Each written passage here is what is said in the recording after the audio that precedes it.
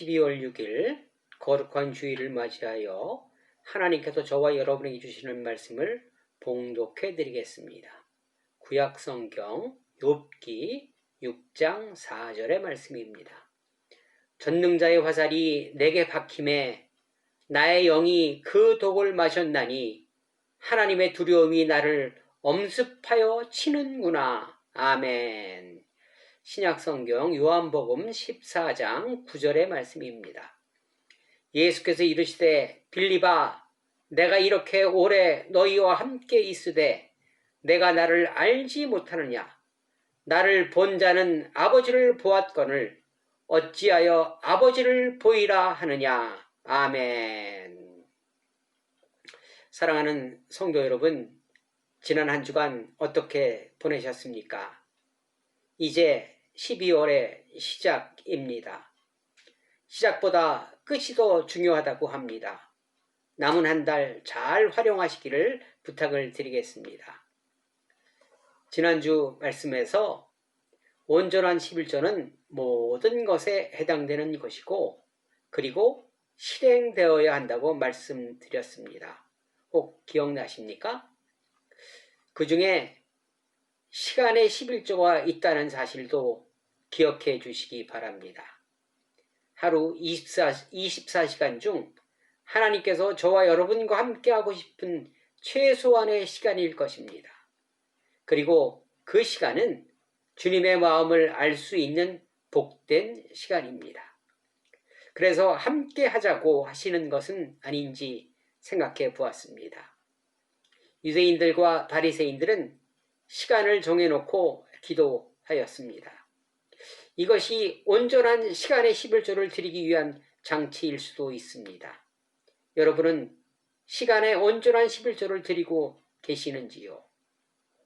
그리고 여러분이 생각하시는 온전한 11조가 만약에 생각나시면 댓글로 말씀해 주시기 바랍니다. 사랑하는 성도 여러분, 지난 11개월을 기억하신다면 어떤 사건이 기억나십니까? 혹 어떤 사건 때문에 하나님이 미운 적은 없으셨습니까? 저는 좀 있었던 것 같습니다. 답답할 때 어디로 가야 할지 어떻게 해야 할지 모를 때 확실하게 가르쳐 주지 않으시고 침묵하신 주님이 원망스럽고 미울 때도 있었습니다. 오늘 말씀 제목이 하나님 미워요 그리고입니다. 사랑하는 성도 여러분은 어느 때 하나님이 믿고 또한 원망스러우셨습니까? 그럴 때 어떻게 해결하셨습니까? 하나님이 미울 때 두 가지 정도로 표현될 것입니다. 하나님이 믿고 원망스러운 이유는 나의 생각과 틀리기 때문일 것입니다. 그럴 때 나타나는 행동은 첫 번째, 하나님을 떠나는 것이고 둘째는 밉지만 그래도 하나님을 믿고 따르는 경우일 것입니다. 하나님을 떠나는 사람들의 경우를 보면 이유가 하나님을 믿기는 믿는데 하나님을 믿어서는 하나님의 능력으로는 내가 원하는 것을 얻을 수가 없다고 판단될 때 떠나는 일이 생길 것입니다. 내 생각으로 도저히 이해가 되지 않고 희망이 보이지 않으니까 이 사람이 아닌 것 같아. 이 신으로는 안 될 것 같아 하면서 더 센 신을 찾아 내 생각에 이해가 되는 것으로 옮겨가는 경우가 있을 것입니다. 그 대표적인 인물이 가룟 유다입니다. 하나님이 권세를 잡으면 한 자리 차지할 것이라는 생각이 강했는데 그것이 하나님을 따라다니는 희망이었는데 십자가 지신다고 돌아가신다고 3일 만에 부활하신다고 이해할 수 없는 이야기를 계속 하시니 유다는 하나님이 많이 미웠을 것입니다. 그리고 마침내 떠났습니다. 잠언 30장 8절에 보니까 나를 가난하게도 마옵시고 부하게도 마옵소서, 이런 말씀이 있습니다. 너무 가난해도 일이 풀리지 않을 때가 많으면 하나님을 미워할 때가 있습니다. 하나님이 미움을 넘어 원망의 단계로 도달하면 미련 없습니다. 이런 분 제 주위에 많이 있습니다. 자신의 생각으로 하나님이 이해되지 않으니 차라리 결단하는 것입니다. 또한 너무 많아도 주님을 떠나는 경우가 있습니다. 대표 주자가 솔로몬이었습니다. 전무후무한 부자였습니다. 이것도 물론 하나님이 만들어 주신 것이죠. 솔로몬 시대는 금을 은같이 또 백향목을 뽕나무같이 취급하는 부가 차고 넘치자 하나님의 말씀이 부담스러워졌고 그리고 끝내 돌아서고 말았습니다. 지금의 삶에 만족하고 있었기에 차고 넘치기에 하나님의 부름이 부담스러웠고 미웠을 것입니다. 참, 내가 알아서 하게 좀 놔두시지. 나 지금 잘하고 있는데 왜 자꾸 참견하십니까? 하면서 말입니다. 전자나 후자나 공통점은 부와 관련된 것이었습니다. 하나님을 자신의 생각에 자신의 방법에 끌어들이는, 그래서 이해가 되면 함께하고 아니면 떠나는 세상의 방법으로 생각하는 실수를 범하고 있는 것입니다. 욥기 1장 10절에 보니까 주께서 그와 그의 집과 그의 모든 소유물을 울타리로 두르심 때문이 아니니까 주께서 그의 손으로 하는 바를 복되게 하사 그의 소유물이 땅에 넘치게 하였음이니이다. 이렇게 얘기합니다. 욥이 하나님을 경외하는 이유는 물질의 풍요 때문이라고 단정하고 있는 사단의 주장입니다. 제가 전주에서 학생회를 섬길 때 우리 학생들에게 가끔 회식이 있었습니다. 피자도 통닭도 배달해서 아이들과 함께 하는 시간이 종종 있었는데 그때는 10개를 시키면 1개는 덤으로 주었습니다. 여러분, 여기서 본질은 10개입니다. 그리고 1개는 본질에 따라오는 덤입니다. 그러나 지금 우리는 본질은 외면하고 덤만 달라고 먹고 마시고 입을 것만 다르고 조르고 있고 이것이 안 되면 떠나는 우픈 현실이 애처롭기 짝이 없습니다. 하나님을 나의 틀에 가두어 놓는 작은 하나님으로 만들지 마시기 바랍니다. 하나님은 저와 여러분에게 주시기 원하는 것이 있습니다. 여러분은 하나님의 자녀들로서 자존감이 충만한 삶을 살아가시기를 부탁을 드리겠습니다. 둘째로, 상황을 이기는 믿음으로 이기는 경우입니다. 요나서 2장 2절에 보니까 이르되 내가 받는 고난으로 말미암아 여호와께 불러 아뢰었더니 주께서 내게 대답하셨고 내가 수월의 뱃속에서 부르짖었더니 주께서 내 음성을 들으셨나이다. 이렇게 말씀하십니다. 또한 고린도후서 1장 5절에 보니까 그리스도의 고난이 우리에게 넘친 것 같이 우리가 받는 위로도 그리스도로 말미암아 넘치는 도다. 이렇게 말씀하십니다. 주신 고난으로 말미암아 더욱 주님과 함께할 수 있는 기회로 삼고 그 기회를 굳게 잡은 말씀들, 위로의 말씀들입니다. 성도의 삶은 만만치가 않습니다. 하나님을 믿는 성도의 삶은 고난의 삶이기도 합니다. 세상의 법과 하나님의 법을 다 지켜야 하기 때문입니다. 고난이 많으면 위로도 넘침으로 승리할 수 있다고 하십니다. 대부분의 성도님들은 후자에 속한 분들일 것입니다. 고난 가운데 고난이 넘치지만 주님과 함께 고난을 이기며 승리하는 삶을 살아가고 있는 것입니다. 지금까지 참고 견디신 모든 분들에게 감사를 드립니다. 고난이라는 상처를 위로라는 치료제로 하나님을 닮아가는, 영을 맑게 하는, 사람들이 나를 보고 예수님을 영접하는 도구로 사용하는 분들입니다. 그러나 저와 여러분의 삶은 밤이 되면 내 뼈가 쑤시니 나의 아픔이 쉬지 아니하는구나. 욥기 30장의 욥의 고백입니다. 아픔이 쉬지 않는다는 고백이 저와 여러분의 고백일 것입니다. 저와 여러분은 세상에서 살아가기에 아픔이 쉬지 않는 것이 인생입니다. 그러기에 주님의 위로와 도움도 쉬지 않는다는 결론입니다.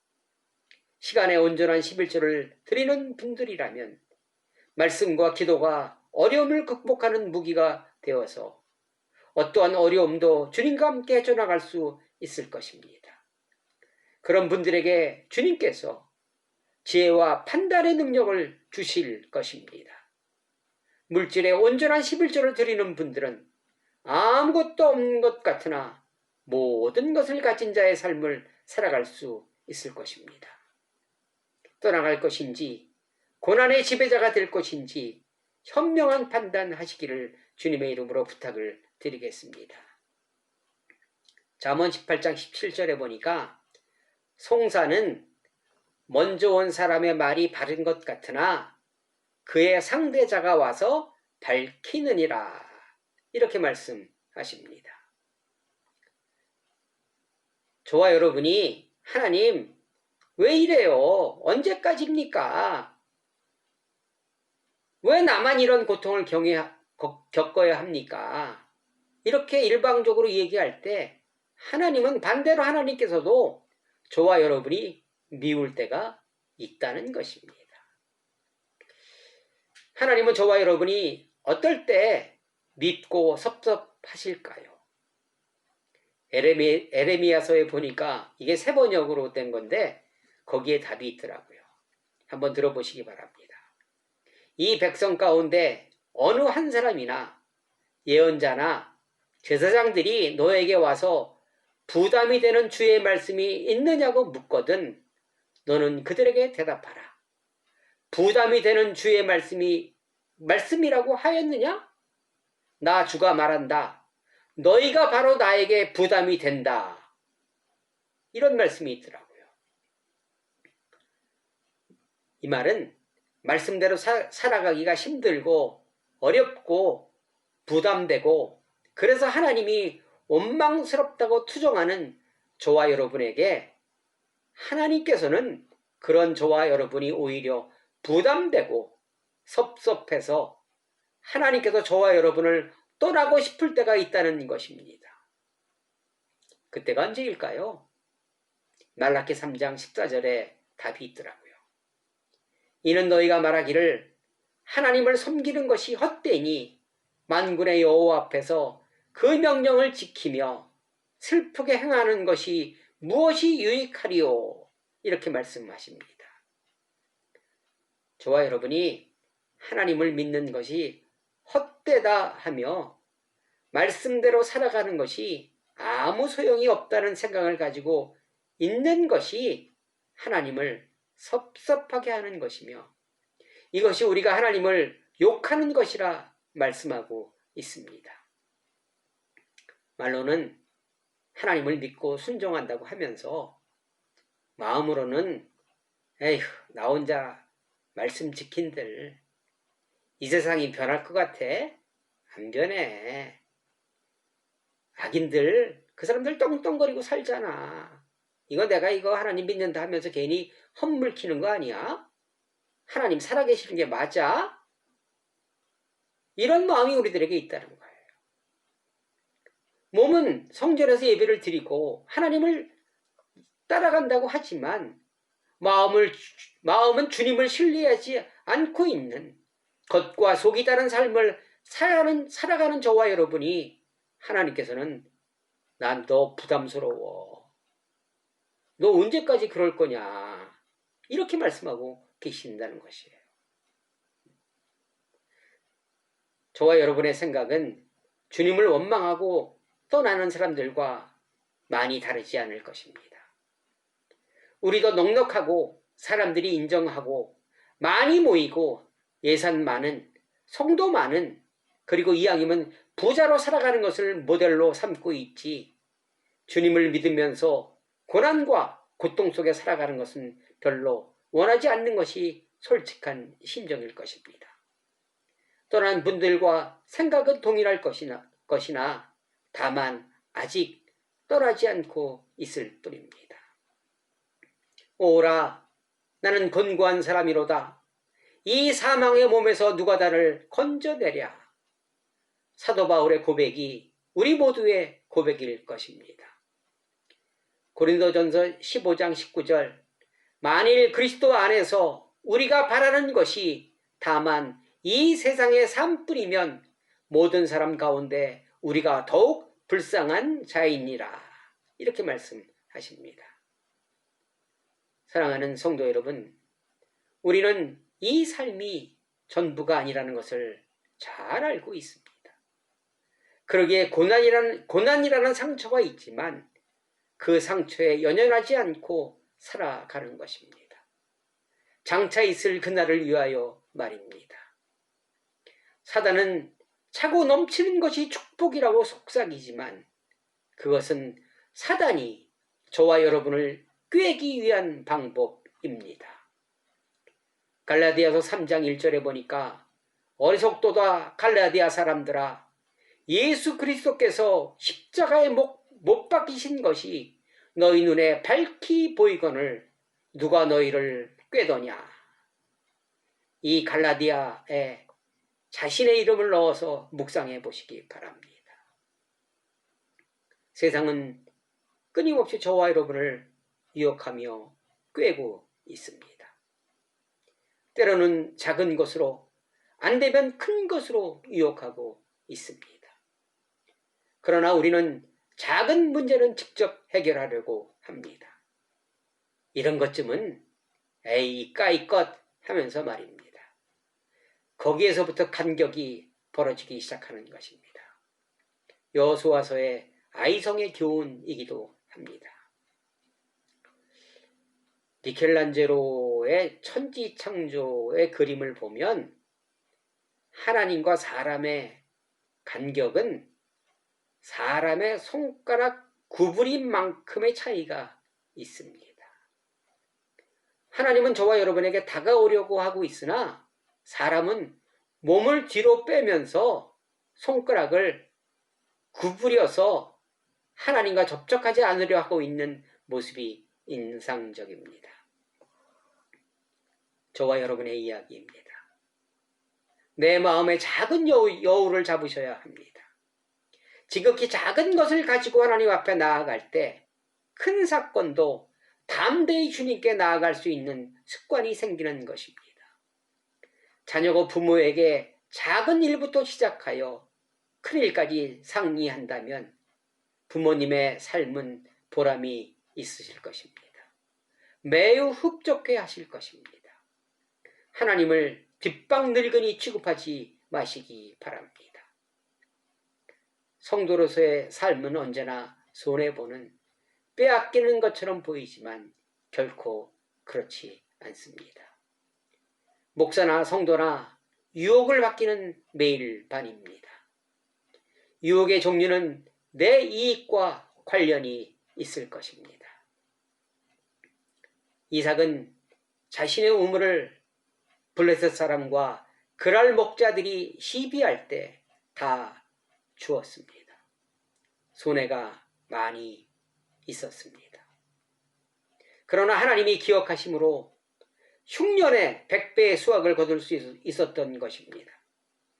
눈에 보이는 것보다 눈에 보이지 않는 것이 더 큰, 비교할 수 없는 것이 하나님의 나라입니다. 만일 하나님 때문에 받은 손해와 마음의 상처가 많이 있다면 기대하시기 바랍니다. 주님께서 모두 보상해 주실 것입니다. 사랑하는 성도 여러분, 여러분은 지금 어떠한 고난과 싸우시고 계십니까? 내 작은 이익 앞에 어떠한 말과 행동하십니까? 하나님이 믿고 원망스러울 때는 언제입니까? 하나님께서 혹 나는 내가 부담스럽다 말하고 있지는 않으십니까? 로마서 8장 18절 생각하건대 현재의 고난은 장차 우리에게 나타날 영광과 비교할 수 없도다. 이렇게 말씀하십니다. 고난과 상처가 나를 정화하는 불순물을 제거하는 치료제가 되었으면 좋겠습니다. 성난 파도가 주님을 가까이 뵐 수 있는 지름길이 되었으면 좋겠습니다. 고난 때문에 주님의 마음이 내 마음이 되어서 주님의 빛으로 살아간다면 이 세상이 감당할 수 없는 주님의 사람들로 변할 것입니다.